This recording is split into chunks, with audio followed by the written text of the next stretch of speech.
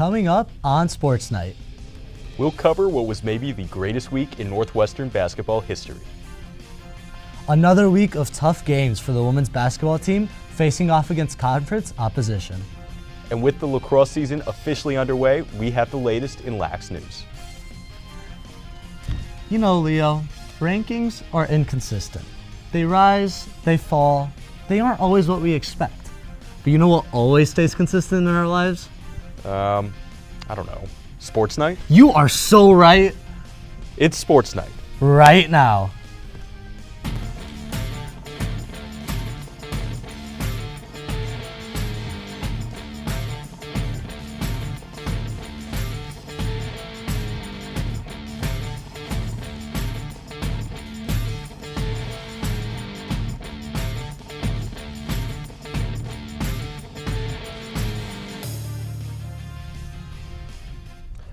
Welcome to Sports Night. I'm Leo Tesler, joined by Raghav Khosla.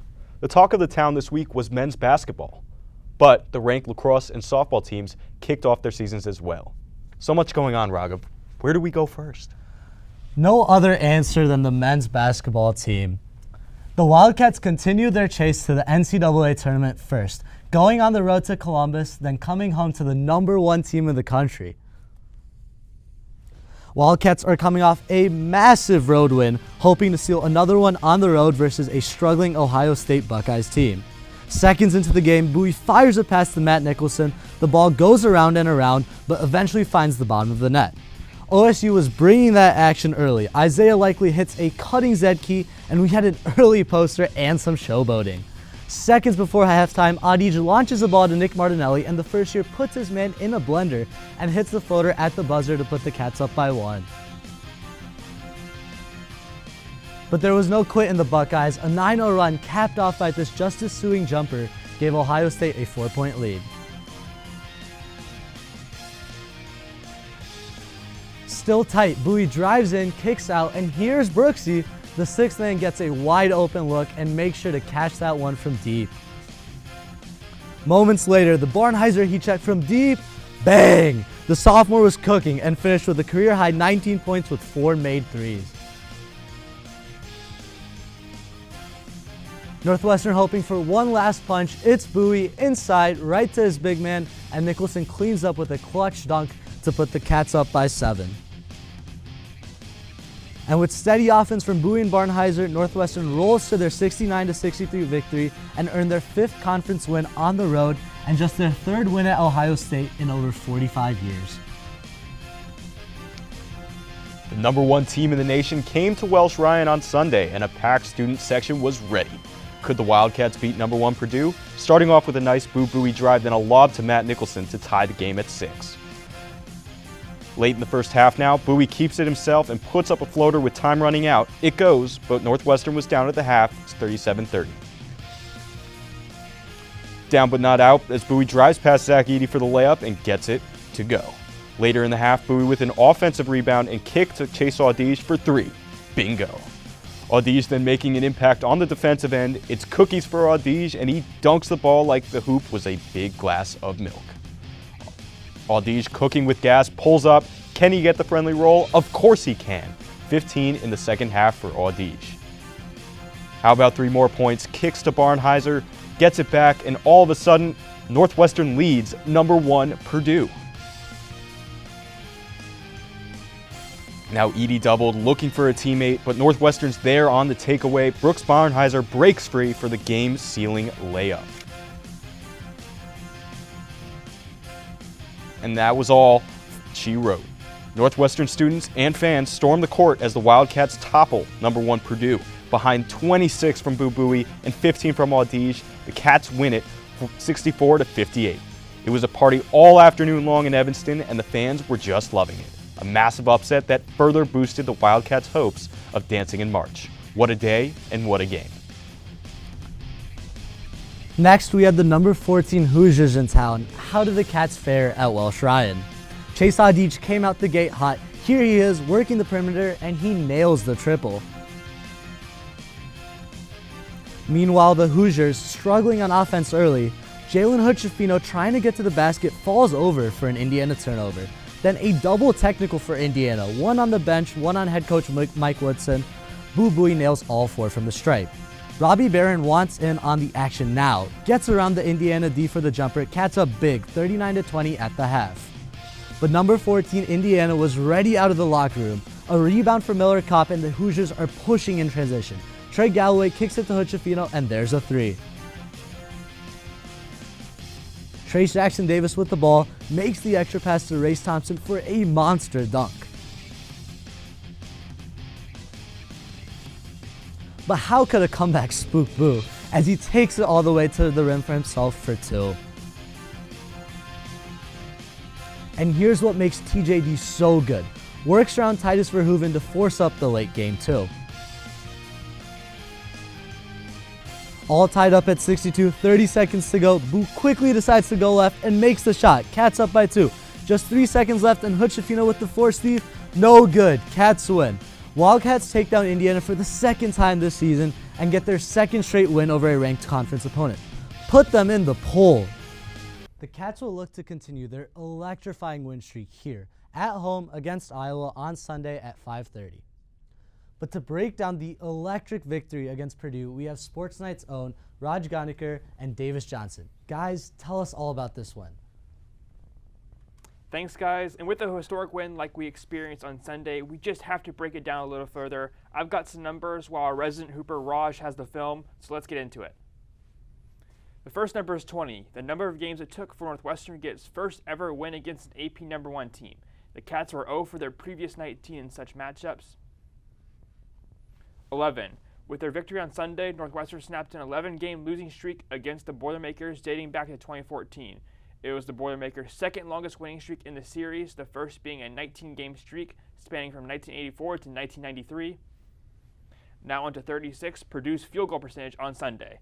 Northwestern has been excellent on defense all year, and Sunday was no different, holding one of the nation's most potent offenses to its lowest conference game shooting percentage in almost 2 years. And finally, 14, the number of points by which Northwestern outscored the Boilermakers by in the final 3 minutes and 30 seconds, sparked mostly by generating turnovers on the defensive end and Chase Adish taking over the game at just the right time. Now I'll hand it over to Raj to talk about the Cats and how they pulled this upset on film. Thanks, Davis. As you mentioned, certainly one of the biggest wins in program history, and a lot of strategy went into beating a Goliath like the Boilermakers. There were 2 significant parts that allowed Chris Collins and company to pull off, in my opinion, the upset of the year. The first thing we'll have to look at is post defense. Throughout the year, the Wildcats have doubled whenever the ball goes into the post, and we see the same thing here. Trey Kaufman puts the ball on the floor, Robbie Barron swoops in and steals it, and the Cats are off in transition. This method was super important late in the game as well. As you see here, Smith dumps it inside to Edey, and Bartheiser slides down for the double team. Nicholson rips it away and gives the Cats a chance, down 1. Now switching things to the other side of the ball, Boo Buie was feasting on Sunday. He forced Zach Edey to guard him, and this put him in a terrible position. As we see here, Buie exploiting Edey, lofting it up to Nicholson for the dunk, and then when Edey would put his attention on Nicholson, Buie forced him to pick his poison. The Cats love to run this circle screen cut action here. Buie comes off the handoff, creates contact with Ethan Morton, and Edey is just not in position to contest this floater, and he'll put it up nice and soft. Behind Buie's performance and the electric defense from the Cats, the Wildcats secured the win, moving into 2nd place and cementing their spot in the Big Ten. With March Madness only 1 month away, this win puts Buie, Adish, and the rest of the squad in a good spot to dance this spring. Back to you guys. Thanks, guys. And with the big wins the Cats have been able to rack up on the court, the hype around this team has been legit, but it has impacted students' abilities to get tickets. We have Maria Heim to give us the latest. A hot ticket? Northwestern men's basketball games.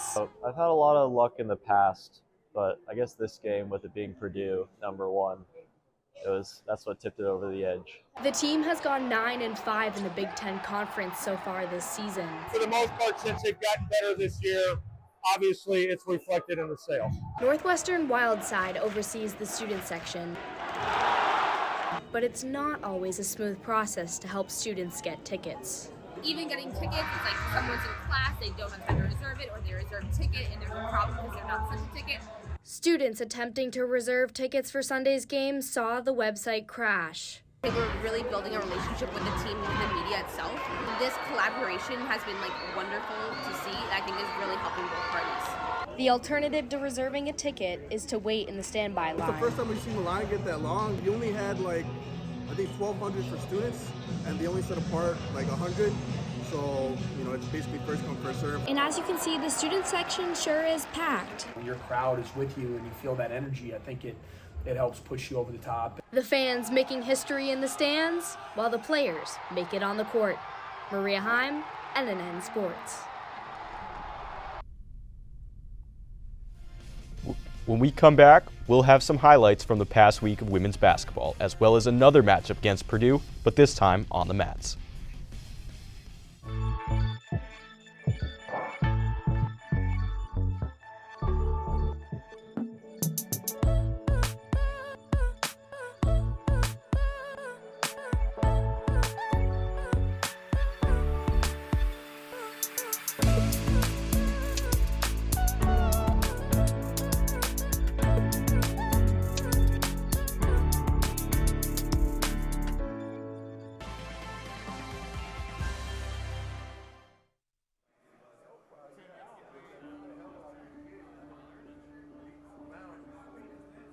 My narrative since I've been locked up and kind of made my transition has been redemption, accountability.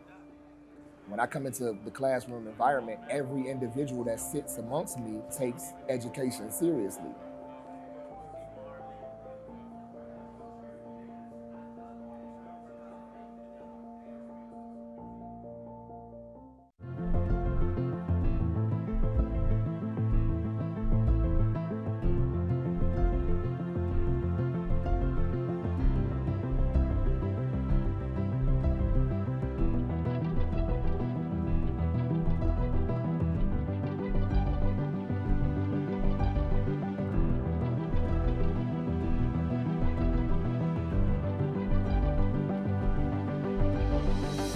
Welcome back to Sports Night. Now, Leo, this season has had its fair share of ups and downs for the women's basketball team. The young team has faced a gauntlet of brutal opposition. But Welsh Ryan's non-basketball resident came into this week on a hot streak. Let's dive further into Joe McEwen's squad. They started off the week against number 8 Maryland at home, then went on the road to take on the Boilermakers and the Scarlet Knights. Let's hop into the action from Welsh Ryan Arena, where the Cats start the game down 9-4, but bounce back with a 9-0 run, including this and one from Sydney Wood to put the Cats up. And surprisingly, the Cats actually finished the quarter up 4 thanks to this buzzer-beating jumper from Jillian Brown. She contributed 9 points off the bench in this one as the Cats shot 50% in the quarter. But that momentum was quickly wiped away in the second quarter by an 18-2 Maryland run, including this corner 3 from Chicago native Bree McDaniel to put them up 12. The Terps built a 21-point lead in the third before this 3 from Caroline Lau after the Jillian Brown rebound cut the lead to 12 with 4:20 to go in the quarter. But Maryland would counter to build a 15-point lead heading into the fourth, including this nice sequence of transition offense leading to a Diamond Miller layup. The all-Big Ten performer led Maryland with 18 points on the night. The Cats simply did not have enough gas in the fourth to get back into this one. Here's another 3 by McDaniel, who went 4 for 5 from 3 tonight. Northwestern falls 79-54, losing their 4th straight conference matchup. Maryland has won 7 of their last 8 games, with all but 1 being by double digits. The Cats were on the road after their loss to the Terrapins, and the first stop was West Lafayette to take on the Purdue Boilermakers, who had won 4 of their last 5. Early in the first quarter, Caitlin Harper makes a nice move on Sydney Wood to get to the basket and drop in the bucket. On the other end, though, Haley Weaver makes a smooth right-to-left crossover and blows by her defender while finishing the layup. Cats down 5 here in the second, and Weaver knocks the 3 down. She would go on to have a career-high 14 in this game. But the Boilermakers would not go down easily. Cassidy Harden answers back with a triple to extend the lead. And before halftime, Purdue would go on a run that would put them up 6 as Harper finishes underneath. Coming out of halftime, the Cats were moving the ball well. Walsh finds herself the beneficiary of a nice dime from Paige Mott to leave the Cats down 5. Laisha Petrie gets out on the fast break and takes this one coast to coast for the score. She leads the team in scoring, averaging just under 14 a game. NU would try to get back in this game, and efforts like this one from Kayla Rainey would help, but ultimately the Boilermakers were able to pull away and win this one 76-61. The Wildcats took on the Rutgers Scarlet Knights on Wednesday, looking to end a 4-game losing streak. The Cats established Kaylee Walsh early in this one. Paige Mott dumps it inside to Walsh for sweet spin and score. Walsh led the Cats in scoring with 14 points. Cats took a 6-point lead early in the first, but the Scarlet Knights started to come back. Kai Carter catches the inbound and dishes it off to Cassandra Brown for the jumper. Back and forth second quarter, but Sydney Wood did her thing. Chases down the bad pass and scores a tough bucket with the left through contact. Cats up 30-29 at halftime. Wood continued to get buckets in the paint in the fourth, takes the inbound pass to the cup for the hoop and harm. Late in the fourth quarter, the Scarlet Knights began to create distance from the Cats. Kai Carter with the sweet jumper at the elbow. Wildcat turnovers further stretched Rutgers' lead out. Jillian Brown's pass intercepted by Awa Sidibe. She takes it all the way down court for the transition layup. Ultimately, the Cats lost steam, giving up 20 points while only scoring 6. They lost this one 62-48, dropping yet another conference game, putting their Big Ten record at 1-14. The Cats will come home and face Minnesota on Saturday at 2 as they look to finish their season off on a positive note. The wrestling team had won 4 out of their last 5 as they got ready for their final matchup of the regular season against the Purdue Boilermakers. Big Ten Wrestling in West Lafayette. Number 13 Northwestern takes on the Boilermakers. Yaya Thomas bolts on top for the first 2 points of the match. The first full takedown was a single leg takedown. Yaya won the match 15-5 by major decision. This was his 19th win on the season, which is a career best. However, the Cats were down 7-12 despite Yaya's victory. Now we have Lucas Davison here. He's challenging Purdue's Hayden Kopach. He, starting off in neutral position, goes to attack down blocks, then spins behind to score another takedown.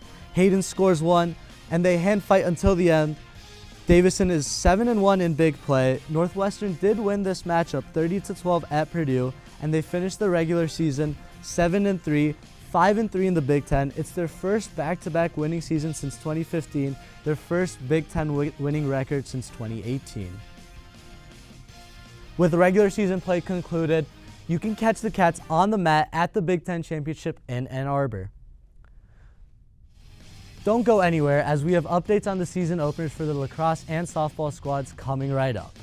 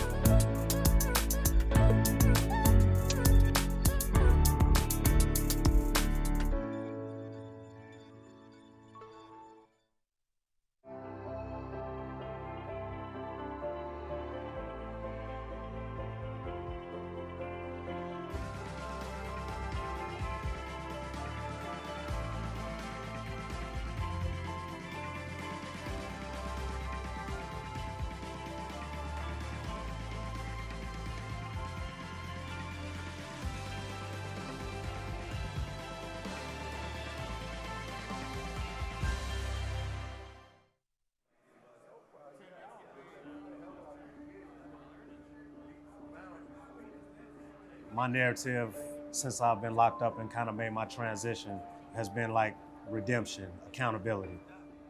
When I come into the classroom environment, every individual that sits amongst me takes education seriously.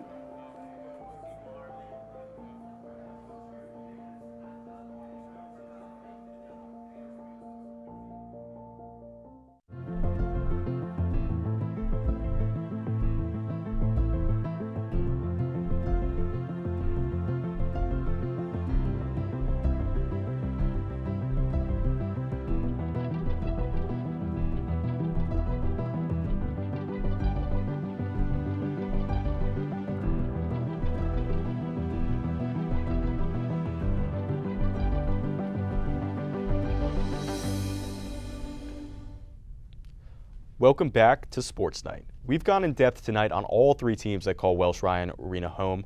But Raghav, what's going on with spring sports? Well, Leo, our lacrosse and softball teams are some of the best the school has to offer. So I ask you, what's the word? Northwestern lacrosse opened their 2023 season last Saturday at number 5 Syracuse.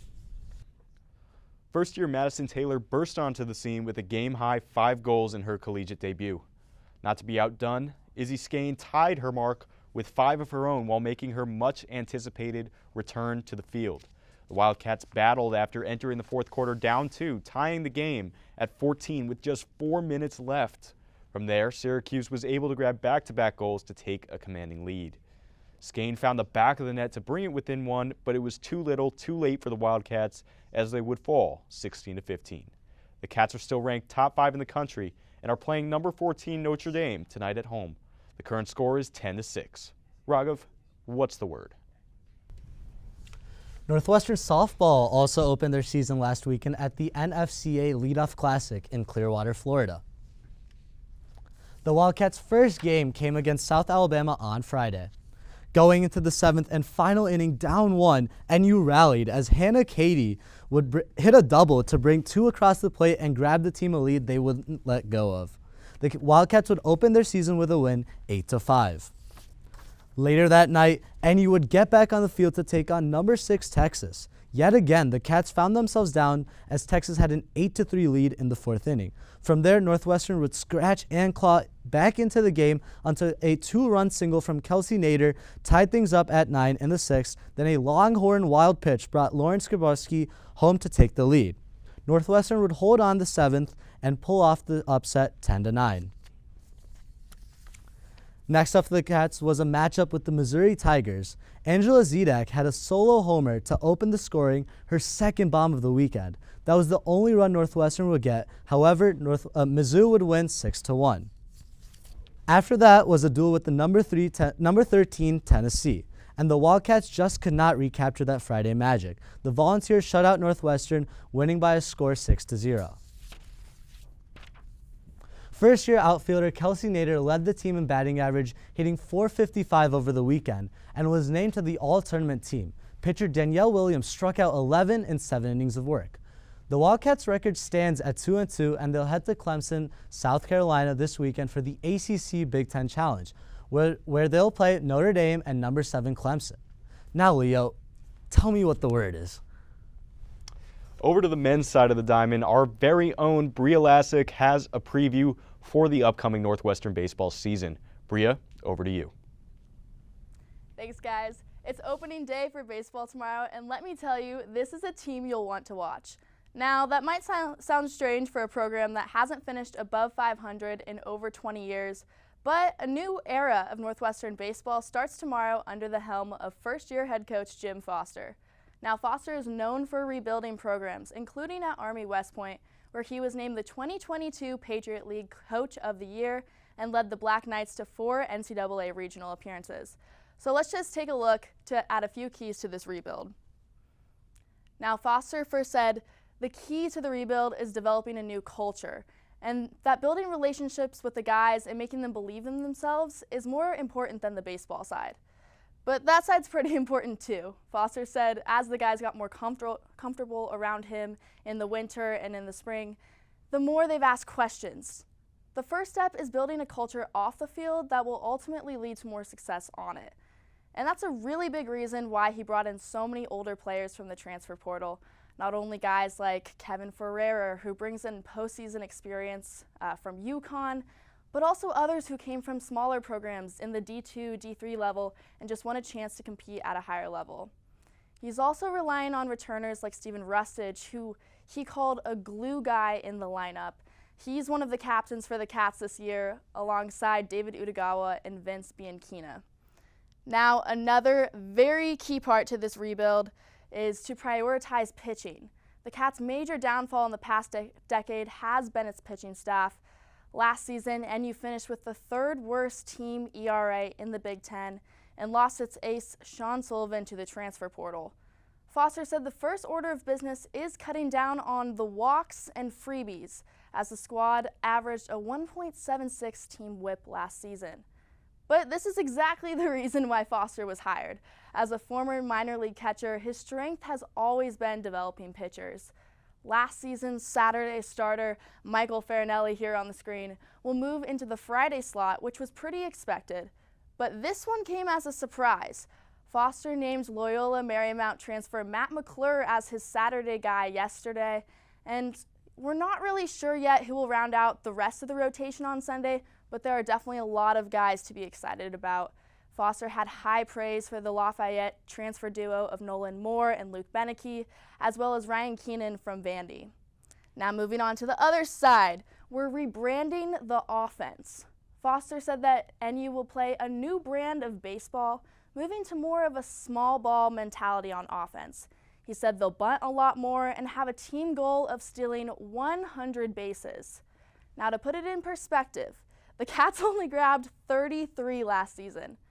That's not to say he's not expecting some power as well from bats like Rustage, though.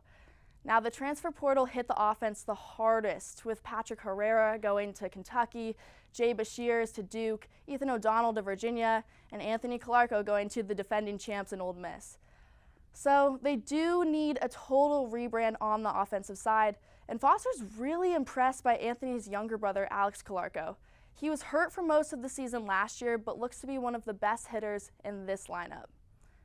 Now, because there's so much roster turnover and a whole new system in place, it's definitely a guessing game of how all of this will translate onto the field. But the first time to see them in action is tomorrow at 6 p.m. Central against Texas State. Back to you guys. When we return, we'll have the best of last week's action in Plays of the Week. Don't go anywhere.